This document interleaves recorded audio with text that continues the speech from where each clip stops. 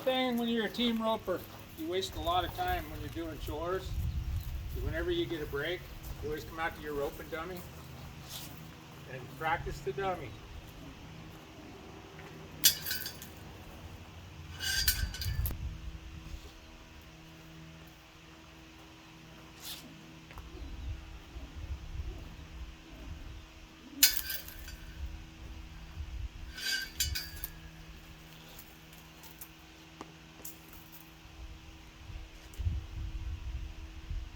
One thing about heeling, it looks a lot easier than it really is.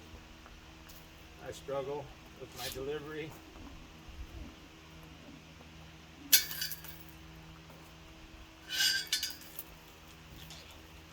It's almost like you got to take it in steps. You know, ride your horse, find your comfortable distance and position, and get to that spot every time.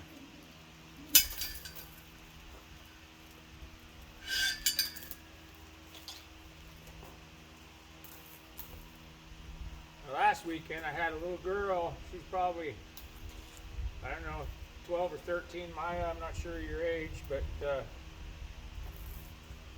I roped with her last year, and she was just on a pony, a little pink pony, just playing around, you know, team roping, and I mean, she's got a gift, obviously.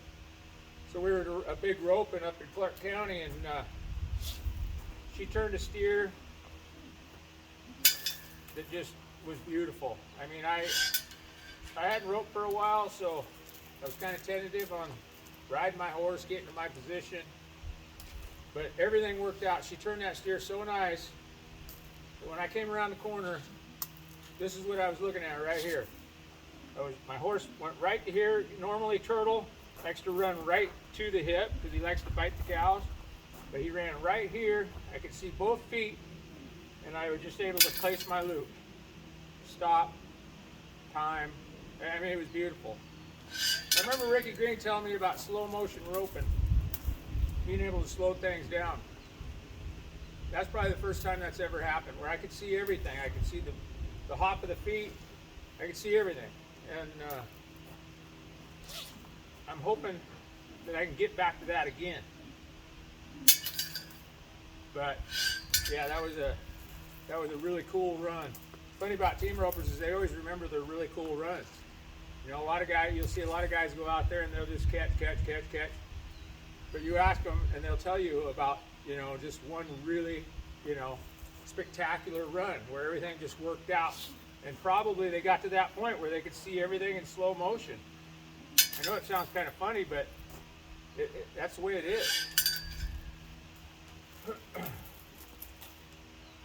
I was talking to my buddies at the roping, and we always talk about fundamentals, and everybody's got their own idea on how to deliver a loop. You know, some guys will come in there, shake the hand like that, works fine. And then you'll see, if you watch the top ropers, it looks like they're turning their hand over when they're coming around the corner. So they're up there like this. They're coming around the corner, and it looks like that works too. I think that turning the hand is more, kind of what you got to do on a trap. Now I'm a low numbered roper, so I don't do it. But those guys, you know, they're taking shots from back here. There's no way I can, you know. That just goes against everything that I do. I have to ride the position.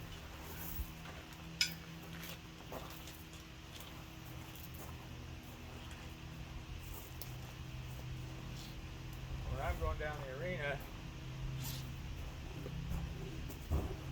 coming around the corner, kind of in my spot, keeping my tip over the steer's back, and I want to be able to see both feet, and I want to be able to feel both strands of my rope, top and bottom, and then just place it. That's it. I don't want to pitch it. I've done it. I've done it all. Everything you could do wrong in team rope and heeling, I've done it. Kind of a slow learner, but I'm starting to figure it out. We just build up on our good runs, forget about the bad ones, unless there's something you can learn about it.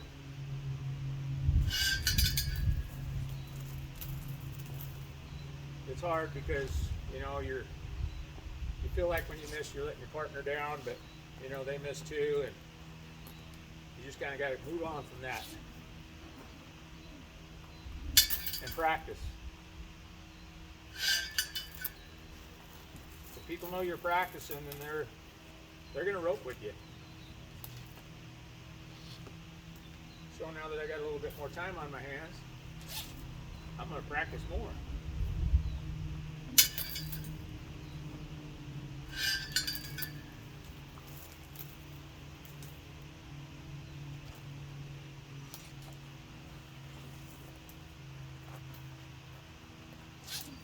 Oh, one guy told me that you see a lot of guys, they, you know, the top guys, they'll say, yeah, you got to get your bottom strand, and they'll go like this. So a lot of guys think, okay, well, I need to throw. And actually, you can do that. I don't see anybody doing it, but you can do that. And it's kind of, see if you,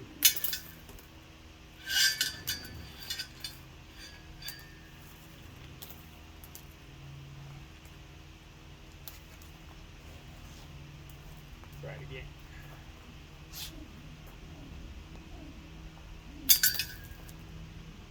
I can't hardly do it, but really it comes down to, I think, it's just my opinion, I'm no pro. When you're coming around, your hand has to, like right when you're right here, before your rope even gets to the target, your hand has to be like this. Your loop has to be like this. No matter what you do after you finish, or after that top strand hits that hock, your hand has to be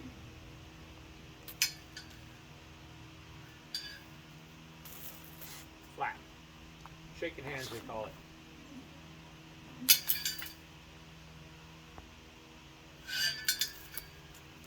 That's just my opinion. I've tried it all.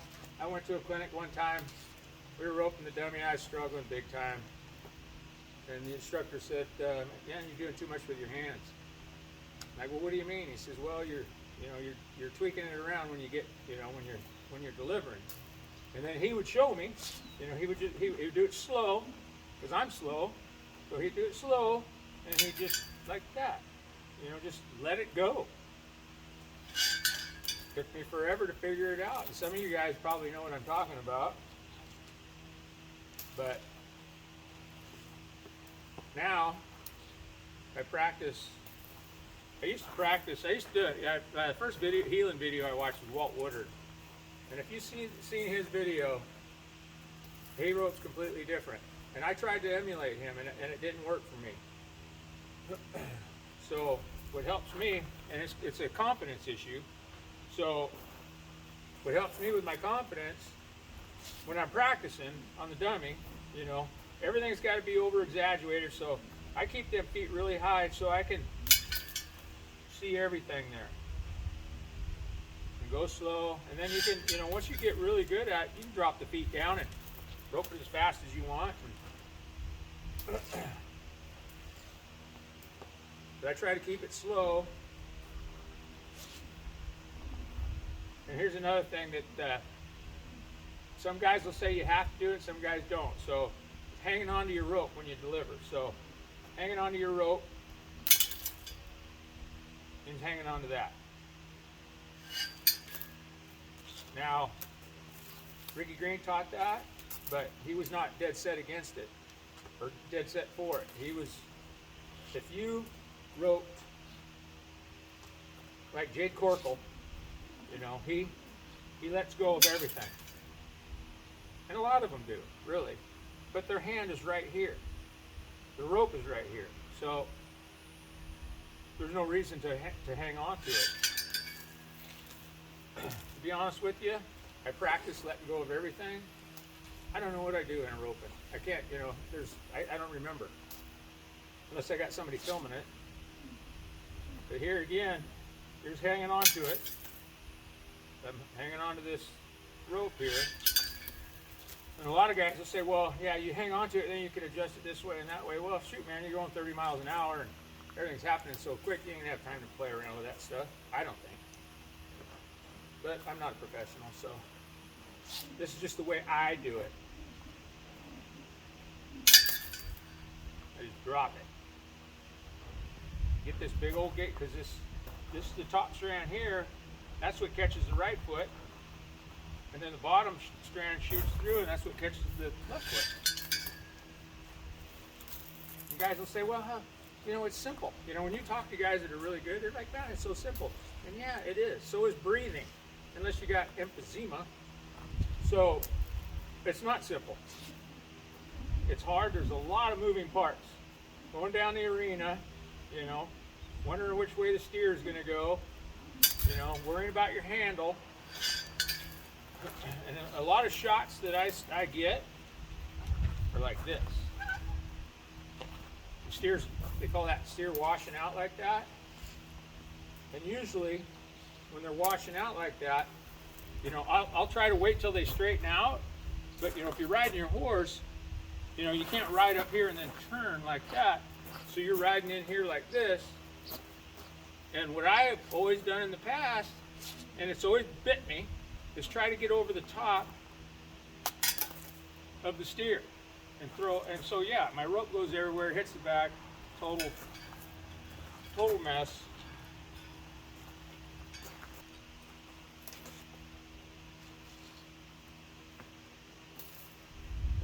So I was talking to Ricky Green about this problem, and he just said, don't change anything. He said, just a lot of guys will tell you this, just rope them like you would if you were in perfect position. So you're looking at the side of the feet. Don't let it mess with your mind. And then just rope it, you know, like you would if you were straight behind the steer.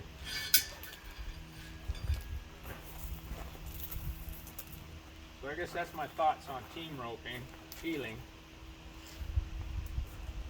It's a never-ending project.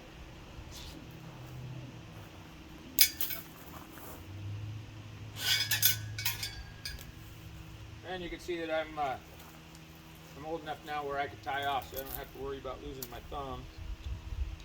And that takes another equation out of your head. So that helps a lot. But now I got to get back to work, or I might get fired.